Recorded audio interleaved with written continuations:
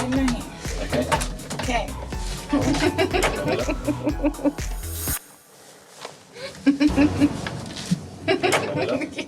No, I'm not gonna wait up. That's just funny.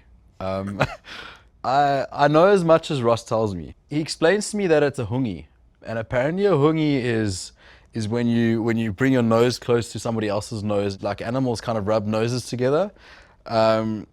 That's my understanding of it, of course. So he's like, no, bro, it was just a hungy. I thought it was like extremely hilarious how he tried to play this whole hookup that he had with Rhylee, and I love giving him shit about it. What do you want to say about this, Ross? No, I've got nothing to say, bro. Like I'm just like, keep talking, bro. You sound really good. Do you want to explain what a hungy is? There's a code word called port, so we'll just say every time I'll just say port. Once Ross has a few drinks, he's from New Zealand. He's a very lovely person. Everyone from New Zealand is so nice. I know. They're so sensitive. They're like Canadians, but more nicer. sensitive. So when Ross gets really drunk, he just loves very everybody loving character. with his tongue. Yeah. Has he loved either of you with his tongue? He tried to. He tried. Yeah. You I too? Do you not come up? He came up into You? our cabin. I'm pretty sure he came. I'm not insulted, but I am. He tried to kiss you? No, he did not try to kiss me. He tried to kiss you? Jealous? Yeah. Yes, he did in the galley.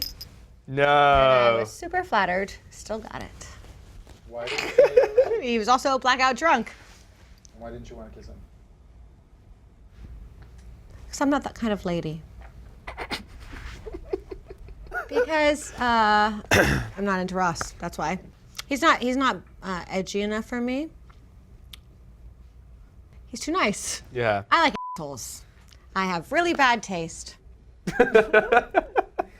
Were you into it once he kissed you? You know what I'm more into is the fact that these are coming to me every time they get drunk, trying to kiss me and make out with me when they clearly don't like me. I mean, they're idiots.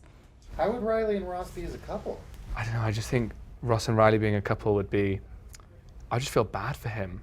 I feel like she would lock him up and. It's just they're not a match. No, he's too nice. But he's not that nice. He used to be a professional soccer player. I thought it was rugby.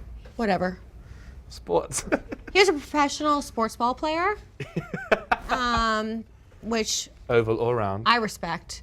I don't think What are Rhylee they can doing? handle Ross. I think Ross's niceness from New Zealand is like And then he'll he's come an out animal. with. He's then a he'll come out sexual with animal. with a haka and be like, Yeah.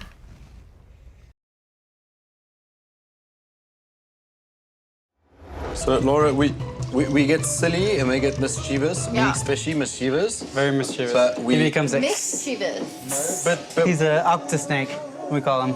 What? The Octo-Snake. Octo-Snake. alright, well that's me. Don't be offended. Own it, man. Own it. Adrian was interested too. Do you have any awareness? Bro, look at Adrian and look at Ashton. There's a vast experience. It's a bit like fishing and yachting. I'll just shut up there. You get the point. No need to say anymore. I didn't feel at any stage that there was competition. Oh, what a cocky dude. No. I didn't feel that there was at any stage any competition. I'm Ashton Pina. I am a South African lead deckhand. Not in that way. You're an ass. Not in that way. I don't think Adrian was interested in Laura in that way. Is what Yes, I he was actually was. saying. You asshole. Yes, he was. Was he? Yeah. I don't know. And then you I don't just think it happen was to be f***ing Octo-Snake like me and Adrian always talk about. And like, What's the Octo-Snake? so when you're out in town, okay, you'll be dancing with the girl. I say lunch cutting. Octo-Snake is when someone be dancing with the girl. And old Octo-Snake comes over here. So it's like an octopus with arms and he's just trying to f***ing get every chick that he wants, you know what I mean? It's like lunch cutting. Like, I'm all for it. I'm If like, you can't know, keep your girl interested in what's in front of her, it's not my fault. If I'm on the dance floor and I'm And like, we call that attracting lunch attention, cutting. it's not my fault. There's a term for that, and it's called lunch cutting, which means I'm gonna intervene in your conversation and try steal your girl. He did it very well, hence the reason why he got named Octo-Snake. That's amazing.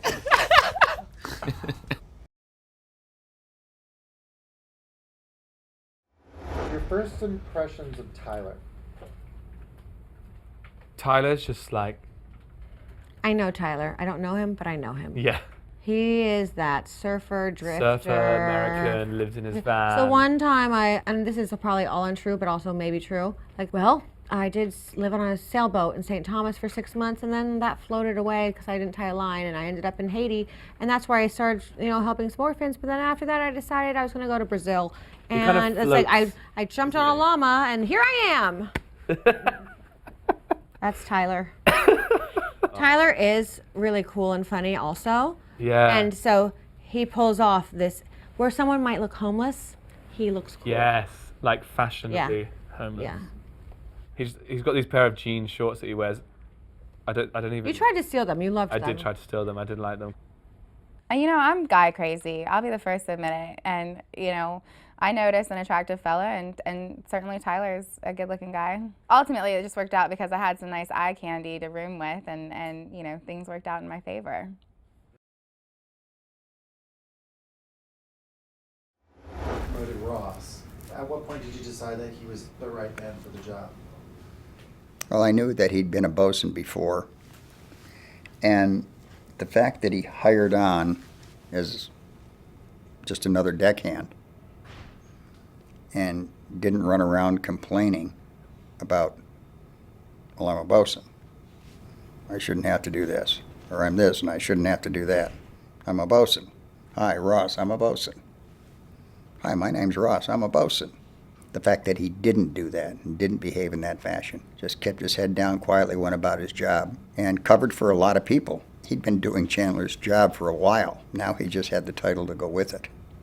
Throughout the season, or throughout Chandler's time there were moments where Ross would hold back, where he would be like, look, I would do something this way, but I can't step on Chandler's toes. And it would frustrate me because I'm like, Ross, I agree with you. And, Grant, I was just like, Grant, you know what I mean? Like, this is a better way to do things. Just speak up. But at the end of the day, it wasn't my place to say that. Yeah, for sure. It was Chandler's. And I get that. The fact that he now got promoted to bosun, I was like, hip hip hooray. This guy can stop holding back and he can actually now lead us, which he was actually doing. Ashton will tell you, I don't give a if I'm bosun, if I'm lead deckhand, if I'm a junior deckhand. I don't think of it as trying to be superior. I think I try come together collectively as a team. So when I got promoted as bosun, honestly, I thought nothing of it. I mentally prepare myself and go 20 steps ahead to make sure everything's in order and everything gets done the way. I think I might have been wrong, where I was pissed off that Chandler left. But when I saw the way myself, Ross and Rhylee actually worked together, I was like, hold on, maybe this is a better fit. The way that we pulled together for that fifth charter was absolutely brilliant.